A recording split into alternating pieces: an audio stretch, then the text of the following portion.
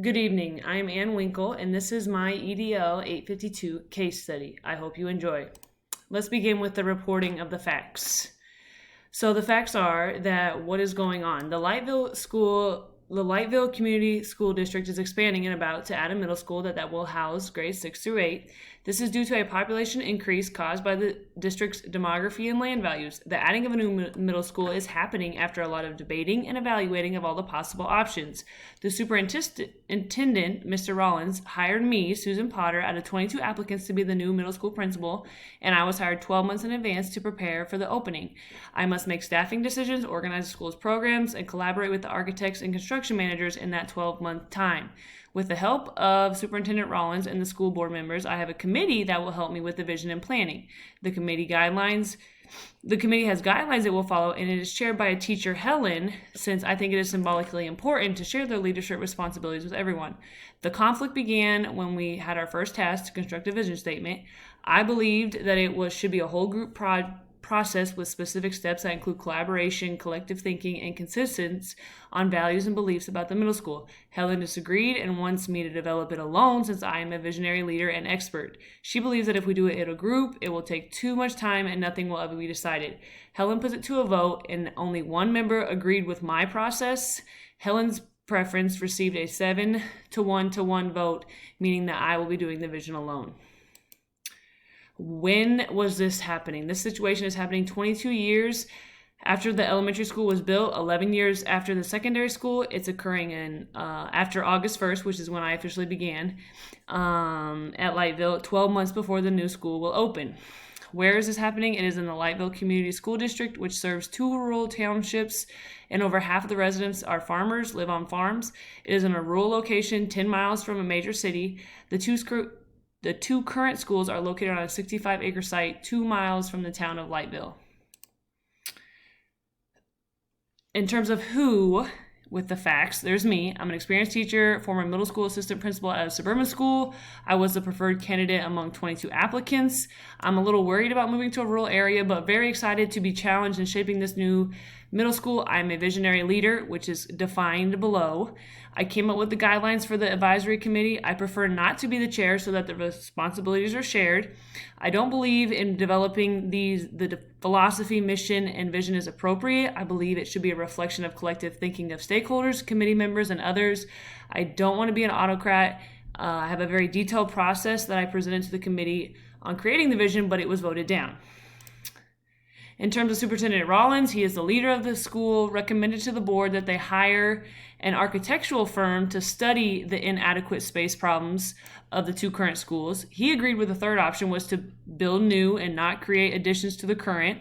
He promoted the option then and recommended it to the board. And then once that got approved, he recommended that I be hired 12 months prior to opening to have input on the staff, design the new curriculum, complete the hiring process and such. And then he completed the hiring process to hire me, Susan Potter. Then we have Helen. She is a current English and social studies teacher. She's a sister of a board member who is a farmer, and he was the only farmer that supported the brand new middle school.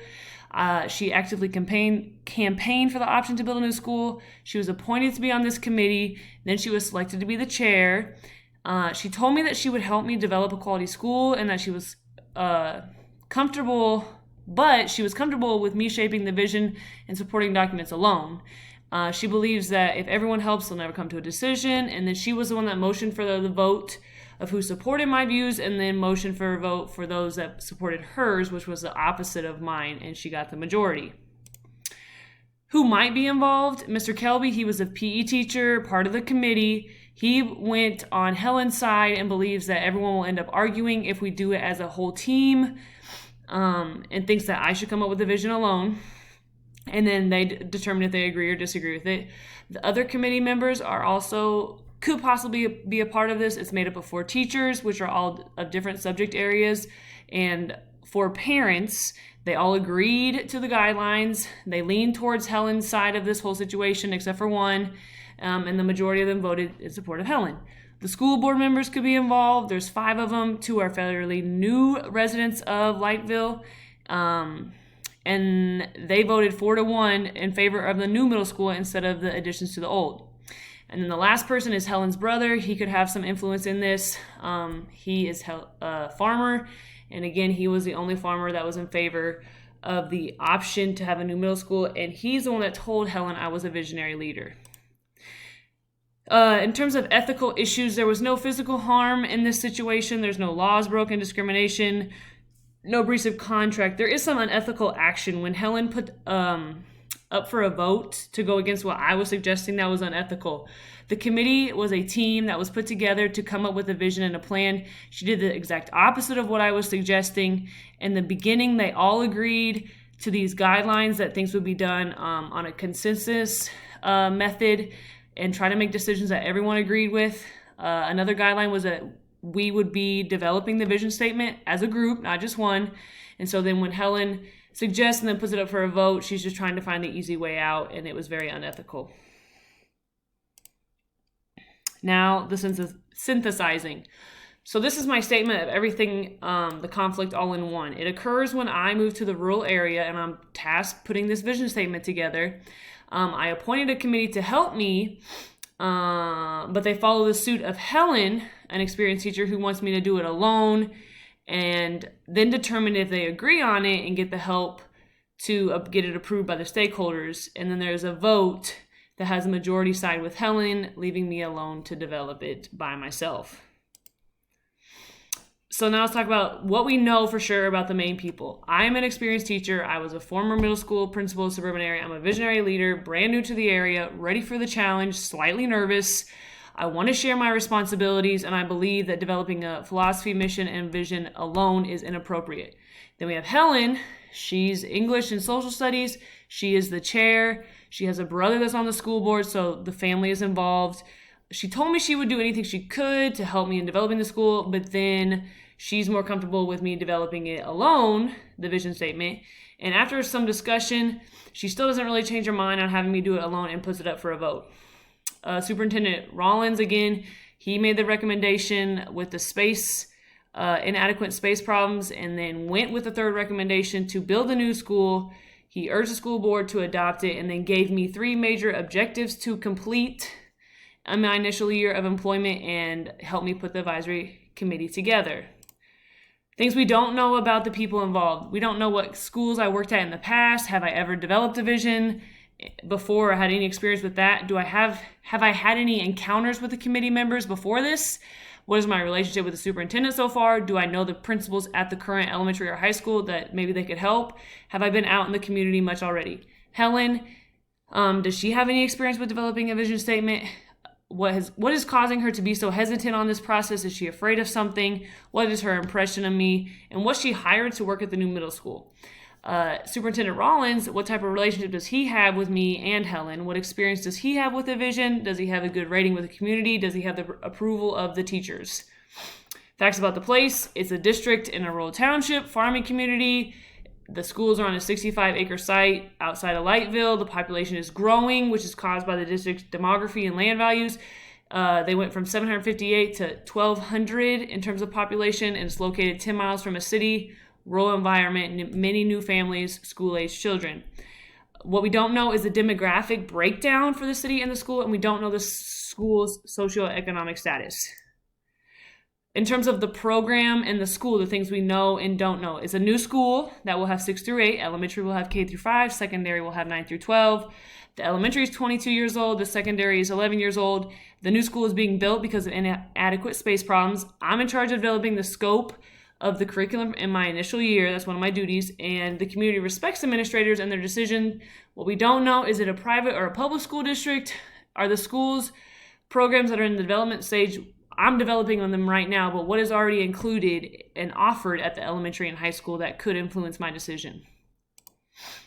Review it all the data, prioritize it. This could be the decision to do the vision alone or with a group could be damaging to the stakeholders and community. A vision gives us a goal, something that a staff we can obtain and work towards. So if it isn't developed well, it can be very damaging. Students are at stake and their well-being and future success.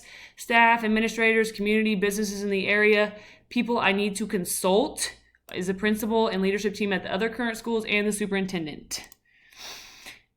So other things I can get more information on is why is Helen so hesitant? What is the vision for the other 2 schools right now? What is the vision for the district? What are some core values and priorities of the community? And can we possibly add a student, an 8th grade student, to the committee? The options.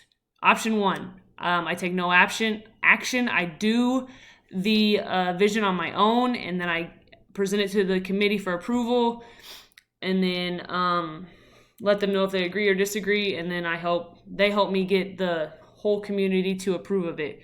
Consequences, it's not a team effort, and it's going to affect many stakeholders. And it's supposed to reflect the community, which I'm new to, so I don't know a whole lot about what they promote and what they value.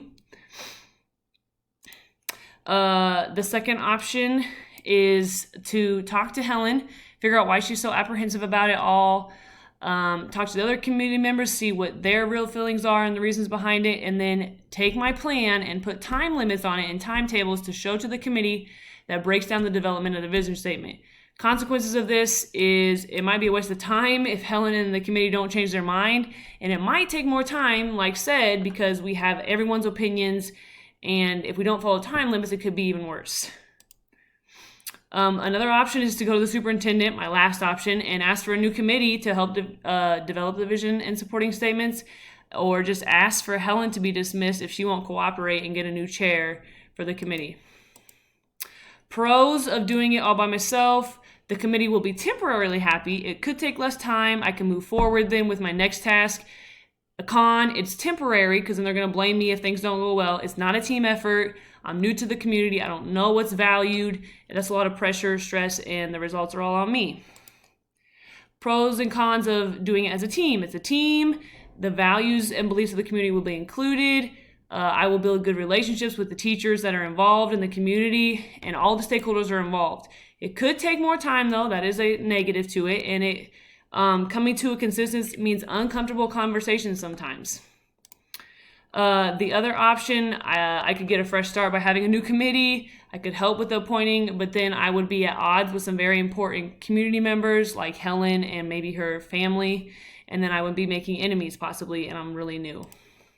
So my final decision is to do it as a team. I'm going to first visit with the current principals about developing a vision statement, how to deal with these teachers on the committee, and if they have any advice on Helen.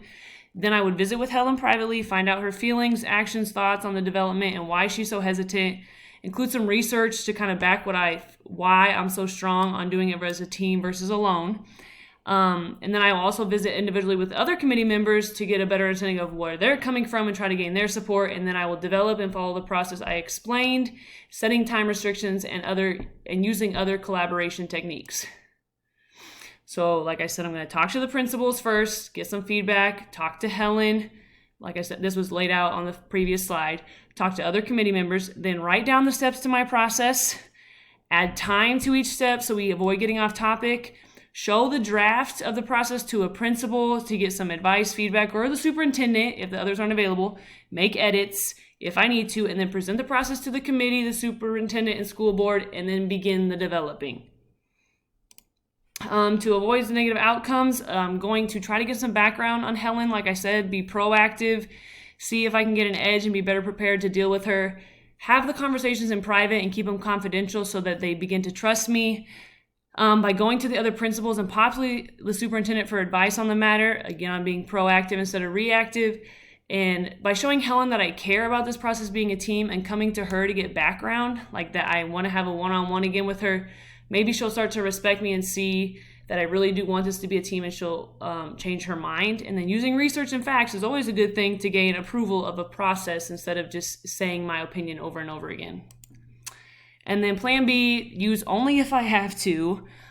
This is, of course, go to the superintendent, explain what has occurred, show them the research behind developing a vision as a team, and then ask them to appoint several new members or just a whole new committee, possibly be more involved in the selection, and make a guideline for the committee that states that we have to do it as a team, develop the vision collaboratively, and that it's not up for debate. So start with that guideline, not make it be so wishy-washy like it is right now.